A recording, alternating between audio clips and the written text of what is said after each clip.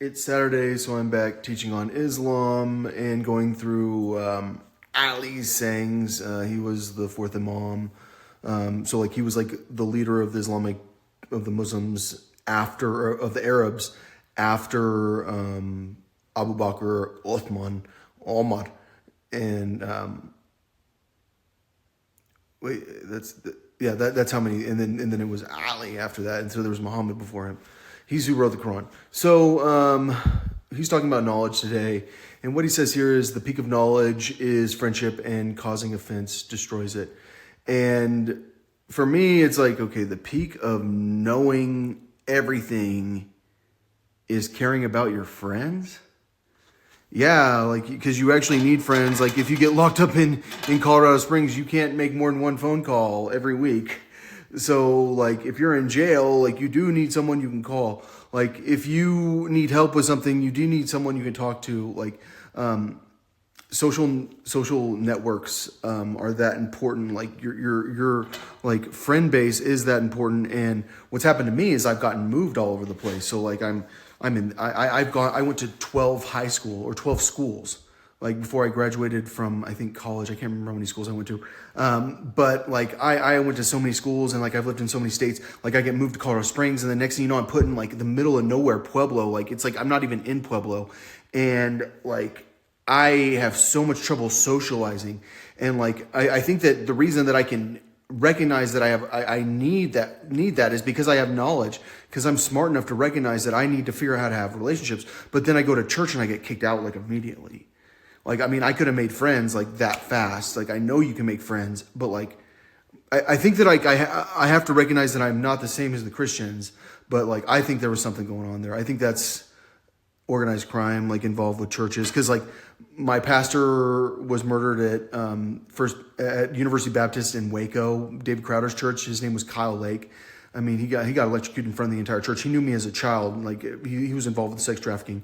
And then my brother's best friend killed himself and sent him a suicide note. He sent my brother a suicide note. He was the principal of the school at New Life Church. And so like, I think that like there's something about like, I do need to recognize that like the churches are involved with sex trafficking. And like when I know for a fact that I have to follow the music, it's because of Boy Genius.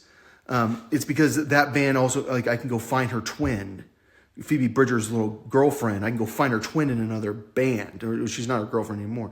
Like, but like I can go see her in Four Non Blondes, and I know that girl, and I know like there's no way in hell Phoebe's attracted to that girl. There's no freaking way. That is when Ali says the peak of knowledge is friendship, I think he's saying something that's that critical to understand. Like the peak of being a smart person is appreciating your relationships and being a good friend and being good at like caring about people and caring about like someone. Like can your wife or your partner be a friend of yours? Like can she be that important of a friend of yours? Yes. And so like appreciating Meg Myers, I think like and appreciating like and respecting her and like treating her in a way that like makes her appreciate the friendship. Or like her twins. I don't even know. I don't want to go there. But what I'm trying to say is like being a good friend is being a wise person, and like you have to hold on to what you know. Like because like in a world where like there are people that are trying to lie to you constantly and trying to distract you from like the truth, and the truth is very important to grasp, which is that there's a national security problem around this group of people that's organized crime. That's the Order of Melchizedek's descendants. And like they are very, very scary people. They are very powerful people. Like they know that they can like distract you until like it's not a problem for them. Like they can hold on for a very long time. And like we have to recognize that they're there, and we have to stop them because they are against our safety. They're against our survival. All right. So there's nothing as honorable as knowledge. So like are ignorant people like dishonorable, or do they lack honor? Like what's an honorable person? It's someone that like you have a lot of respect for. Like you can see the way they are. They hold themselves well. Like they're polite. Like but they stand up for themselves. Like they're not timid. Like they're like a strong, like confident, like good person too. Like they're very respectable. Like the community respects them. And so like, can you be a really respectable person if you're an ignorant person? Like, I don't think so. I think that like really dumb people, seriously lack honor. And like, I think that's one of the reasons you should seek out wisdom and seek out knowledge, is so you don't, come off as a dishonorable person. Like I think everyone wants to be respected, and like the people that are ignorant, that are stupid, are the ones that think they deserve the most respect. And the people that are the wisest, they're the ones that might not need your respect, because like if you're not respecting them, it's because you lack honor. I am going to finish with this. Do I think Islam lacks knowledge and it lacks honor a lot of the time?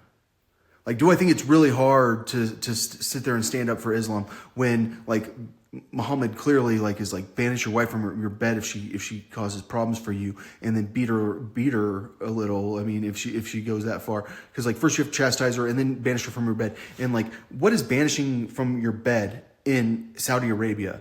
Not the same as banishing from your bed in like when you're on the Mediterranean Sea or or like somewhere that's cold. Because what does Ali say here? Beware of the cold when it first comes. I can't read it. It affects the plants. Like it affects us. Like he's like warning them about the cold weather. Like, cause he's talking about health stuff. Like he's talking about like, he's being a doctor here. And so like, how scary is it that they can banish your wife from the bed? Like when, like if you actually know about the culture, you know that like a lot of the time they had one bed. Like everyone would sleep together. There would be body warmth. The kids would even sleep in there. Like if you had multiple wives, like they'd all sleep together. Like everyone would be warm because they could come to bed together. And like when Muhammad like told them to banish their wives from the bed, like I really don't think people get that he was telling them in Saudi Arabia as an ignorant person that lacks knowledge, that doesn't get that Islam's going to spread to places that are cold as shit. And it's going to be dangerous for women's health. That it's going to cause them to be tortured, because is freezing cold being tortured? Yes. You can freeze to death and it's torturing you to death. That's the truth. A person with knowledge can experience it, because there are different ways to gain knowledge. Like he says, like there's the knowledge that's naturally absorbed, and there's knowledge that's taught to you, and there's knowledge that's taught to you that's naturally absorbed also. So like your feeling about like my feeling about radiation and like the atmosphere, like that's partially because of what I've been taught, but it's partially because of my experiences with the mountains. And my knowledge about weather is a lot of it has to do with experiences with the mountains. And a person that's from the desert does not have those same experiences. It's kind of like what they say about Eskimos. Eskimos have like 30 words for snow, blowing snow, and there's ice and there's all that crap. Well, some cultures have like one word for snow and ice and everything. It's all the same. And that's because of the experience they have. And so like your experiences matter.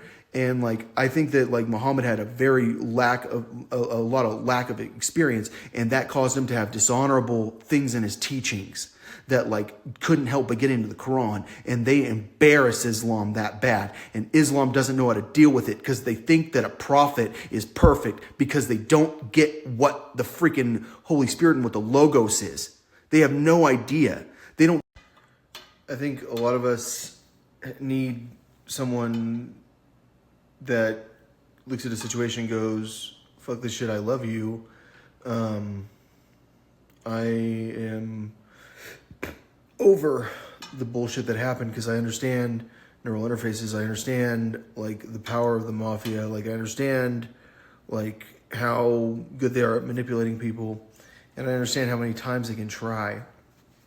And I think that like when you want to be a person that has a family, then like you have to be a person that is ready to treat your family like family.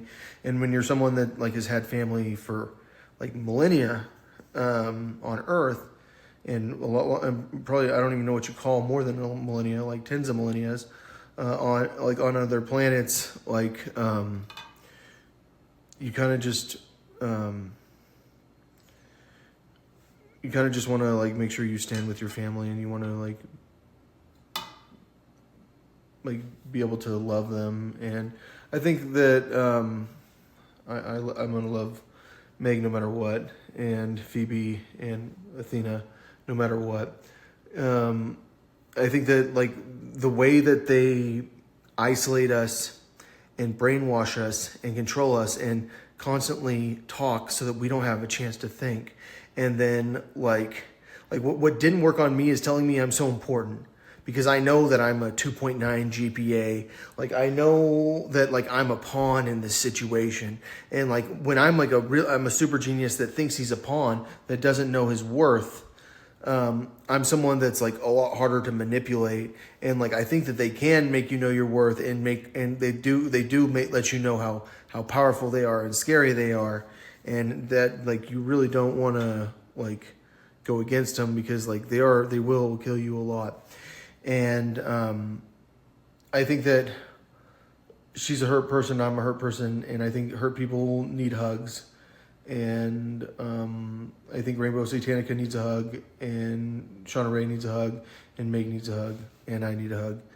And I think like we're to a point that like hopefully like we'll be able to hug soon.